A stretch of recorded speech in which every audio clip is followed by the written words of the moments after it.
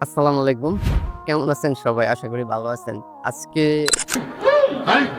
প্রেমের বিষে দরজা নম্র-ভদ্রভাবে কথা বলবো। বেশি কিছু বলবো না। মনের ২ টা দুঃখের কথা বলি। আর কিছুই বলব না। আচ্ছা, আমাদের সমাজে ইমাম সাহেবদের কদর কেমন? মানে আমরা ইমাম সাহেবদের অনেক শ্রদ্ধা করি। কিন্তু যারা ওয়াজ মাহফিল করে বিভিন্ন পর্যায়ক্রমে দেখা গেছে ভাইরাল হইছে, তাদেরকে আমরা কি চোখে দেখি? ভাইরাল ম্যান দেখি না? তাদের ওয়াজ যখন আমাদের এলাকার মধ্যে বা বিভিন্ন জায়গায় ওয়াজ হয়, কিছু নাম আছে যেমন মিজানুর রহমান আজহারী, ঠিক আছে? তারপর দেখা গেছে হাফিজুর রহমান সিদ্দিকী, আমিন হামজা, এরকম কিছু ব্যক্তিত্বপূর্ণ লোক আছে যাদেরকে আমরা সম্মান করি। যেকোনো জায়গায় যদি ওয়াজের নাম শুনি যে এলাকার রূপগঞ্জের ভিতরে বা মুরাপাড়ার ভিতরে কোথাও তারা আসছে, তারপর আমরা হুড়হুড় করে যেতে থাকি। যাব না কেন? ভাইরাল মানুষ।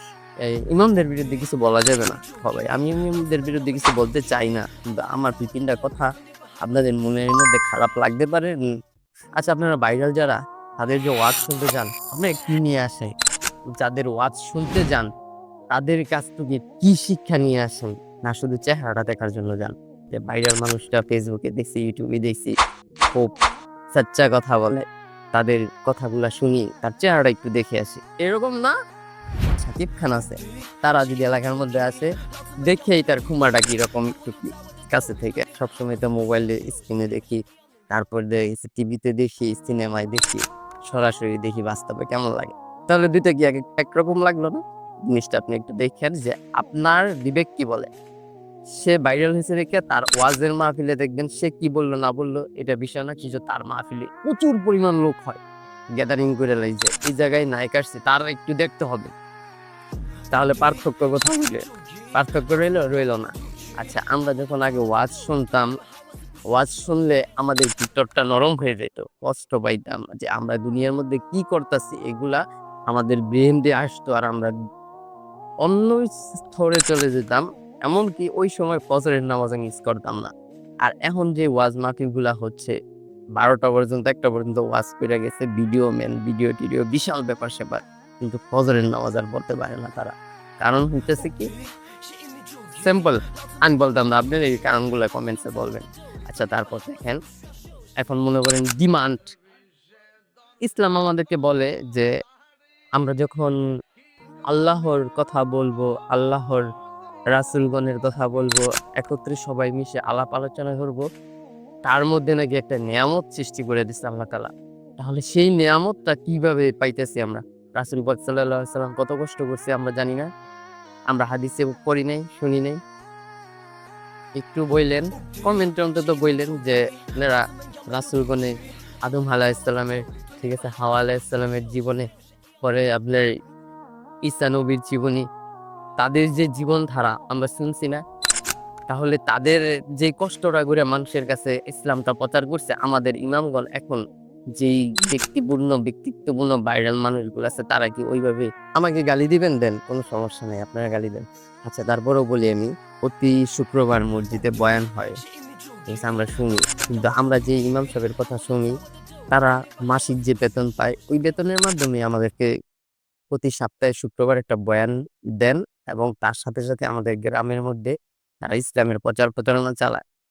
আমরা যাদেরকে আপনার আনতাছি ওয়াজ মাহফিলে, তাদের আমার উদ্দেশ্য কইরা আপনার হিন্দু হোক, বৌদ্ধ হোক, খ্রিস্টান হোক, বিভিন্ন ধর্মের মানুষ হোক, তাদের কাছ থেকে বলতেছে আমাদের এলাকায় একটা ওয়াজ হবে বিশাল ১১তম, ১২তম।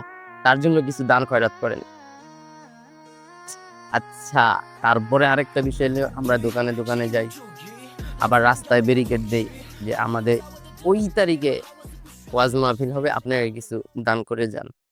আচ্ছা, ঠিক আছে, এটাও দেখলাম। তারপরে দেখেন এই টাকাগুলা কালেক্ট কইরা আমরা কারে দেই? ভাইরাল বক্তারে দেই। ভাইরাল বক্তারে যে দেই সে কি জানে না যে এই টাকাগুলা কিভাবে আনা হইতেছে? কিভাবে তারে লাখ, লাখ টাকা দিয়ে আনা হইতেছে? সেই যে আমাদের ওয়াজ মাহফিলে বলে যে ইসলামের জন্য জীবিত প্রাণ। আমরা ইমাম সাহেবদের বিরুদ্ধে আপনি দাঁড়াইলেন তো আপনি জাহান্নামী হয়ে যাবেন। বলে কিনা বলেন? বলে কিনা বলেন? কমেন্টে বলেন। যদি নেগেটিভ কথা বলি তাহলে কমেন্টে বলেন। তারপরে দেখেন ওই কথাগুলা বলার পরও সে লাখ, লাখ টাকা বেতন নিয়ে যাইতেছে, তার সেলারি নিয়ে যাচ্ছে একদিনে। কিন্তু সে প্রচার করে গেছে ইসলাম, দ্বীন, আল্লাহর বাণী, রাসূলগণের বাণী। তাহলে এইগুলা প্রচার করার মাধ্যমে সে কি হচ্ছে, ভাইরাল হচ্ছে, প্লাস টাকাও ইনকাম করতেছে। আর আমাদেরকে দিয়ে যাচ্ছে কি মন্ত্র, যে আগামী বছর আবার এই ওয়াজটা শুনলে তোমাদের কানটা পরিষ্কার হবে। ঠিক ওই তারিখে ওই দিনই আবার ওয়াজটা হয়। ওয়াজটা হইলে দেখা গেছে যে আমরা আবার যাই, ওই দিন শুনি, খুব আগ্রহ নিয়ে শুনি। শুনলাম, বেতন দিলাম, আবার এলাকায় গিয়ে টাকা পয়সা তুললাম, রাস্তা ভেরিফাইড করলাম। সেম টু সেম পর্যায়ে গেল গা। তাহলে আমাদের ইসলামটা কোথায় গেল? আল্লাহ কি বলছে এরকম? আল্লাহ কি বলছে আমাদেরকে এরকম ভাবে টাকা দিলে তারপর আপনার এই মাহফিল করতে? তাহলে আপনার এই যে মানুষ মাজারে যায়, বিভিন্ন খিচুড়ি দান করে, বিভিন্ন পর্যায়ে বিভিন্ন রকম কথাবার্তা হয়, তাহলে তো তফাৎ রইল না।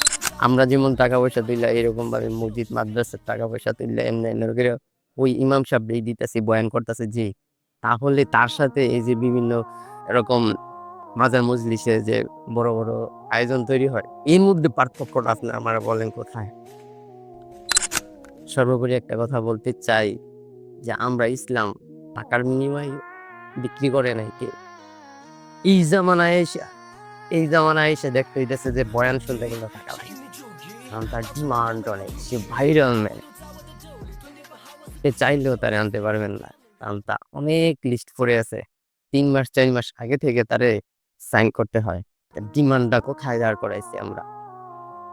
আমার সন্তান স্কুলে দিচ্ছি, আমার সন্তান বিভিন্ন মডেল, বিভিন্ন ইংলিশ টিচারের কাছে দিচ্ছি। ইসলাম কিভাবে প্রচার হয়, ইসলাম কিভাবে প্রচারণা হয়, এগুলা শুনতে দিচ্ছি না, মাহফিলে যাচ্ছি না, মাদ্রাসায় দিচ্ছি না, সকালে মক্তব পড়াইতেছি না, তাহলে আমাদের তো লাখ লাখ টাকা দিয়ে বয়ান শুনতেই হবে কান পরিষ্কারের জন্য, যেহেতু আমরা মুসলিম। কিন্তু আপনি দেখেন শেষ জামানায় কিন্তু এগুলোই হবে বলে গেছে আল্লাহ রাসূল। খুব মজা করে ওয়াজ শুনে, যেমন পার্টি হবে, পার্টি এইরকম একটা আয়োজনের সৃষ্টি করে। ভাই, আমার ধর্ম, আমার আত্মবিশ্বাস, আমি আমার আল্লাহর কথা শুনবো, রাসূলের কথা শুনবো। আজকে এটুকুই বললাম, বাক্যে আর কিছু বললাম না। আল্লাহ